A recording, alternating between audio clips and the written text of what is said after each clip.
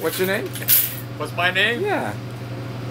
Francisco. Francisco, and you're the father. You're one of the sons. You're Vincent. Son. The other son is Anthony. Anthony, that's the guy. That's how. Yeah. Anthony owns the store. Yeah. How long's this place been again? As Joe's Dairy, as my brother owning it since '77. I see. As a dairy store since before I was born. Since before you were born. Cool. And you were making it before these guys? No, when Anthony came in. Anthony got in here. And to answer the other riddle, you said, who's Joe? Yeah, who's Joe? They bought it from Joe. There's no Joe? The guy who owned the store before my brother, his name was Joe. So he bought the store rather than go through all the rigmarole, whatever.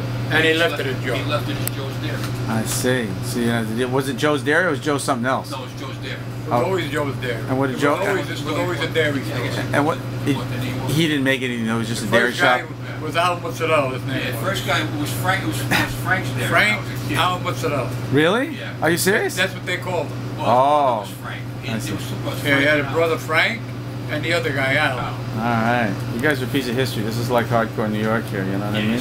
Got to get this done. Goes way back. Yeah, we're going way back. Too far back? At least 60. Way back. Way back. But that's where we want. I think I was a little boy then. That's where we want to be, though. We want to be way back, right? Yeah, but do you want to be at the Gap, Starbucks, or we want to be way back? Oh, no.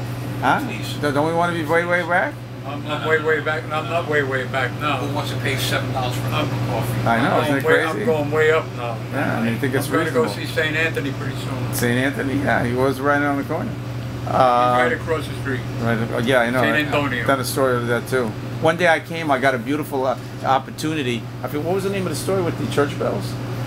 Which one? That the one with the church bells in the background. I got an audio track. I called it for whom the knell tolls. I was walking across Houston down Thompson or Sullivan, and there was a funeral here, and the bells were going off. It was early morning, dead quiet, and that's all you heard. And I have a voice recorder. I recorded. It came out great. The bells start ringing. Yeah, it was very nice. The bell rings every hour. Yeah, I know, but when there's a funeral, it rings like crazy. It tells you what time it is. Yeah, it respects it. So, where do you guys live? Neighborhood? I live in Germany. Live right here. I take a plane.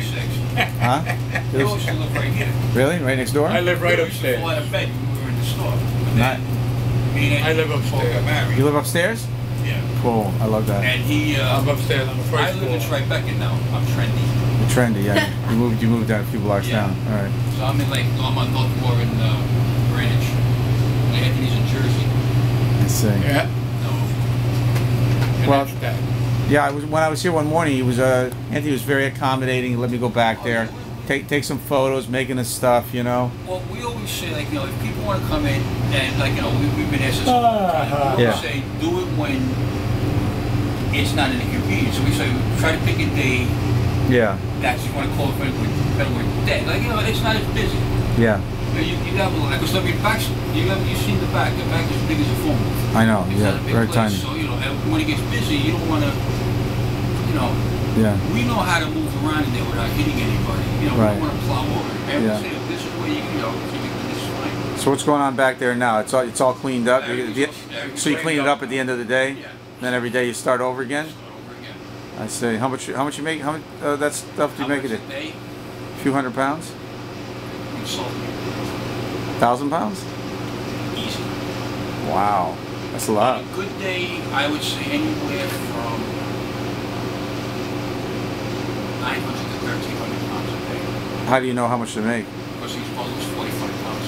Oh. You go by the curve. So you go by the curve? multiply the curve by the amount of bundles. All right. You mind if I just step over here a little bit? Is that okay? All right, thanks. Watch this. It could be a little slippy. It's a little slick, yeah, a little greasy. Whoa, baby, you ain't kidding. It's greasy. All right, we got a little. Oh, slippery.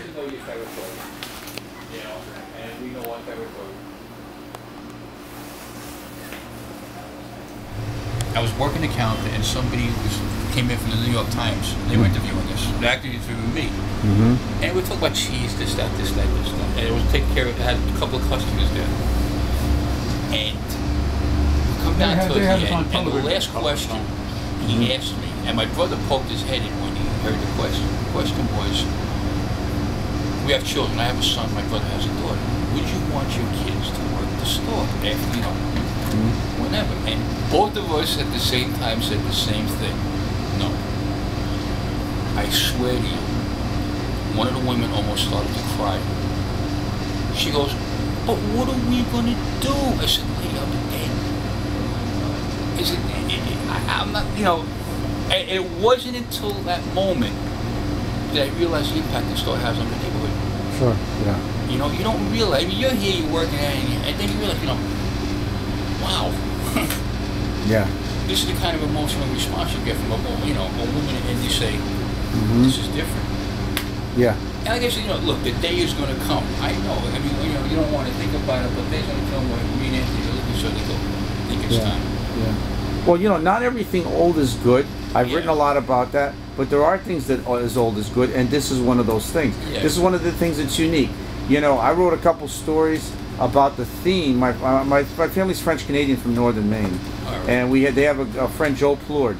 This guy is nobody particular, and I actually did a story. Funny is, he doesn't know I did that story. I should give it to him one day. He's a family friend from Canada. My parents are from French-speaking Maine, almost in Canada, Maine? okay? Yeah, Right. and that's where I grew up. So hard work ethic. But he told my father once, and it bears repeating, and I've mentioned a number of times in my stories, he said to my father, he said, "Al," he said, "you know, the good old days," he said, "you know what they can do with them. They can stick them where the sun don't shine because they weren't that good." So this guy didn't romanticize the past because they had a hard life. My father was a woodcutter, taken out of school, 10 years old, you know, the whole 9 yards. So not everything old is great, and you know, certainly we got a lot more convenient now. I've got, you know, a Blu-ray player, I've got Netflix, I got all this stuff. It's great, you know. I have a computer that I still Right. don't know how to work. But so there's good things now, but there's also some things we've lost. Yeah. And in the food, it's a little dangerous. I'm a little worried. Places like Perfetto's, which are great, places like this, you know, where you get quality food made locally. That kind of stuff's important. When you start getting like the Trader Joe's, the Right. Foodways, Right. where the Whole Foods, where you get a half a shopping bag or the groceries a 2 week salary. Right. That went right over your head, David. Right? Yeah. I mean, it's just a little expensive in there. Yeah. This is a dying art. A store like ours is unique in the sense that I think at one point somebody told me there's only 7 left. Really? Some place to make. That something akin to us. This, you know, in the city. Yeah. So the question remains, how long can we go? Right. And the answer is, as long as we enjoy doing it, and as long as we're standing and physically we're able to handle it. Right. We're here. Well, you know, it's the problem is in Manhattan. I've told people now because of the blog, I travel a lot to the outer boroughs, and and as a Manhattanite, I do it more than most because I'm comfortable with it. I used to drive a taxi when I was younger. I've got a car. Most people don't travel, but I would say to really enjoy New York City, particularly ethnic food, ethnic neighborhoods, you got to get out of Manhattan now. Manhattan is pretty much like a very hyper modern. Everything ethnic is pretty much out now. You know, it's not the same. I mean, this used to be an old Italian neighborhood now. That's right. That's right. It's not. So all that's kind of gone. It's been yuppified. Yeah. The whole city pretty much. You know, so you got to get to the boroughs now. You places like Jackson Heights or Bay Ridge, Brooklyn, whatever. And you most of the kids from guys my age when we grew up, they were by me in Tribeca. Yeah. So it's like, you know, and then after that they'll ship out to Jersey. So it's like that's it. Yeah. It's like, you know, follow the trail. You know, that's where you go. But you know, I like where I am in Tribeca, but I'm still close enough here. Right. You Sure. know, the food is still here. Yeah. So I don't mind that. We got pictures here. What are these? The children over Those here? are The family. That's my family. niece. Yeah. And the boy down there is my son. Those are older pictures. She's going to be 12 next week. Yeah. And my son's 22 right now. He's in college. So. Yeah. And I told I'm 85. I told him straight out. I said, "You don't want to be here." It's a good age, huh? 85? Your is, Huh? I don't know, age is just a number. I'm here, then. I'm still here yet. Well, you know, in the cheese business, age is not a bad thing. No, Huh? that's true. I don't need much trees. But He doesn't need much cheese. I like that. well, if you That's ask funny. us, we're not crazy. You know, I would say like crazy about it. So there's other stuff you just buy and resell, basically. Huh? Yeah. Mm-hmm. People, do you make this? You make I eat a lot of vegetables. That's what I We eat. sit here. Vegetables. You know, Very good. No, you can't make all that. I love goat cheese. I don't eat much cheese either, but goat cheese is my favorite. I love for eating. cheese, but I mean, I should, you know. Yeah. Vegetables, very watching good. You know, my- it's watching like, my weight. yeah, then you get these people who are you have to with the pinky up and all. Stop it, please. You know, I mean, some of these people. My favorite kind of customers. I need. One lady came in. I need 12 ounces of cheese. Why do you need 12 ounces? Because that's what the recipe calls for. Let me slap you side the head. I have fights with people who make recipes because you look at cooking shows today, they're all, but you look at their presentation, they have like all those little plates, like a piece of garlic or lemon rind and stuff like that. Go to an Italian grandmother's kitchen. Right. You won't see any of that crap. And they'll outcook them. There was a girl in here one time, her husband was a chef, and I said, the guy walked in, and I didn't rip into him, but I kind of tweaked him. I said, I gotta ask you a question. I said, is there any, and I told him, I said, I defy you to find in any cookbook or on any cooking show a recipe that calls for 3 fingers of oil. And he looked at me, he actually started like, the guy's crazy. Why? Because my grandmother, when she wrote her recipe, she wrote out 3 fingers of oil. And what's 3 fingers of oil? That's it.